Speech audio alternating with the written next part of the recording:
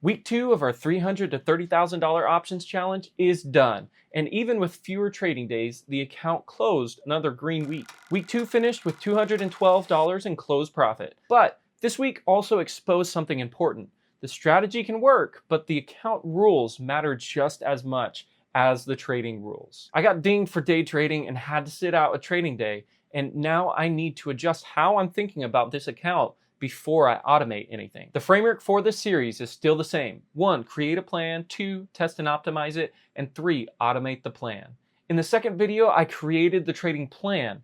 In the last video, I showed week 1's results, and now today, I'm going to review week 2's results and show a backtest behind the QQQ Iron Condor strategy. This is the testing and optimization stage, and the big question is not just, did I make money? The real question is this repeatable, scalable, and realistic for a small account? Let's look at the numbers from week 2 first. The date range was May 24th through May 30th. It was a shorter trading week, so I did not have as many opportunities. My closed P&L was a positive $212. Average P&L per day was $53. I took 5 total positions.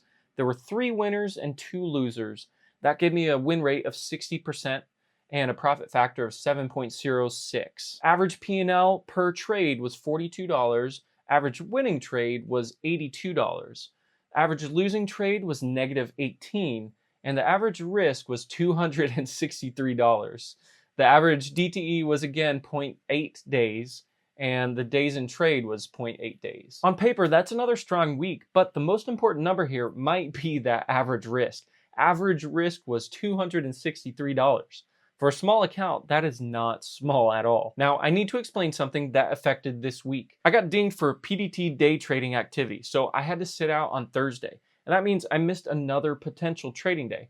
And this is a real constraint with small accounts. The PDT specific restriction was removed on June 4th, but small margin accounts generally still have a minimum equity requirement of $2,000. I don't have $2,000 in my account yet, right? So it's still going to be very hard for me to do what I want to do with 0 DTE. So for this challenge, I have to be super careful, and I cannot operate like I have a large margin account. I can't just day trade whenever I want either. I have to build the plan around the actual account constraints. That means fewer trades, cleaner entries, more patience, and making sure the strategy fits the account size. The plan has to survive the broker rules too. All right, so let's go through the week. May 26th was 1 trade.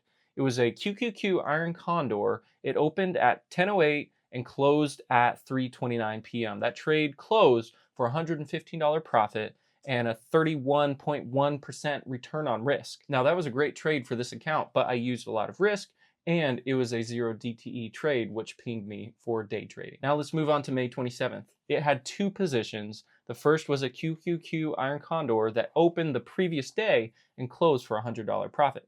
The second was that XSP Iron Butterfly expired for $5 loss. I know I did it again, and I said I wasn't gonna do it, but hey, here I am. Not following my plan. Again, the pattern is staying pretty consistent. The QQQ Iron Condors are doing the heavy lifting.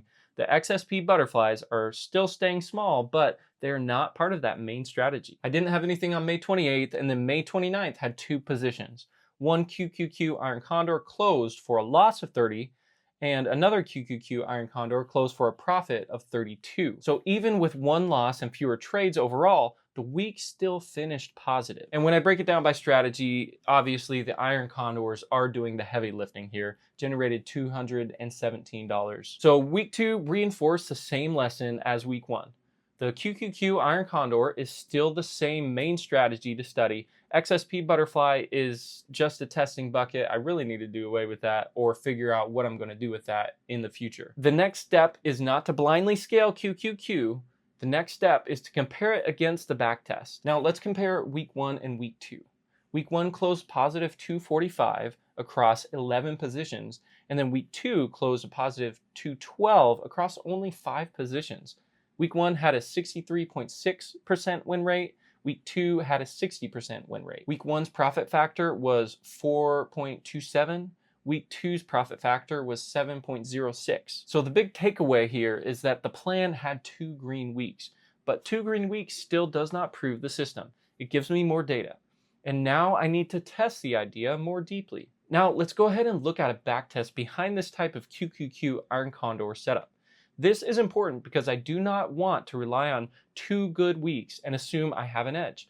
I want to compare what is happening live with what the backtest showed historically. The backtest is not proof, but it gives me a framework to ask better questions. All right, let's look at the backtest settings here. We have QQQ at 1 DTE with an iron condor. The short put is 2% below the underlying price. The short call is 1.75% above the underlying.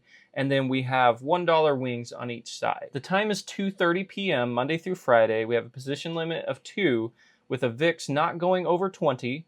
And right now, for this backtest, I have a profit taking at 30. Now, with this small account, that's going to be really small numbers, right? So I am manually watching the account and the bots throughout the day to see how they're doing. If they're going to be in the money towards the expiration, then I'm going to try and hold it a little longer than 30% so that I can make more money. But that doesn't mean that I'm going to do that every time. So I'm not going with the backtest 100% because I have my own plan, and this backtest is just helping me optimize my plan. So if we look over here at the backtest, we have a max drawdown of $528.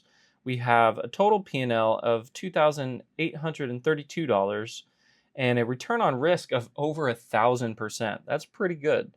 And a profit factor of 2.71.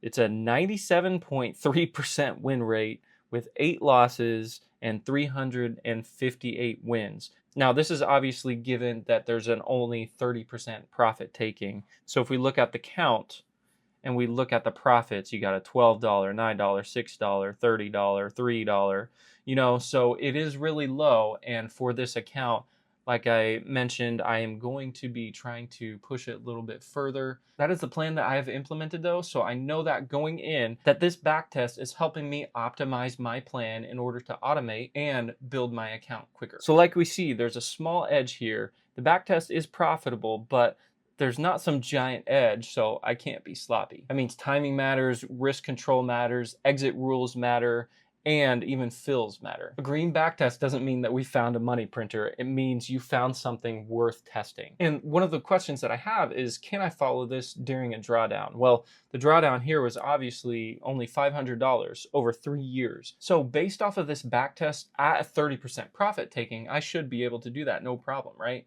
But the goal is to build this account quicker than 3 years. So I am going to have to take some risk with the profit taking. I personally am going to set the profit taking at about 60 or 70% right now, based off of the plan that I have, and we'll see what happens. So here's the decision after week 2.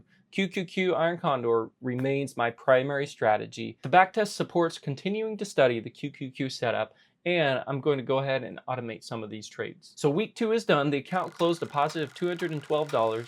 That brings 2 green weeks in a row. But the biggest lesson is not the profit.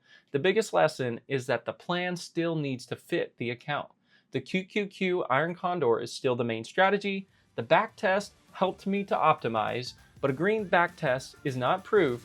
It's a reason to keep on testing. Follow as we continue to try and build this account from 300 to 30,000, and I'll see you in the next video.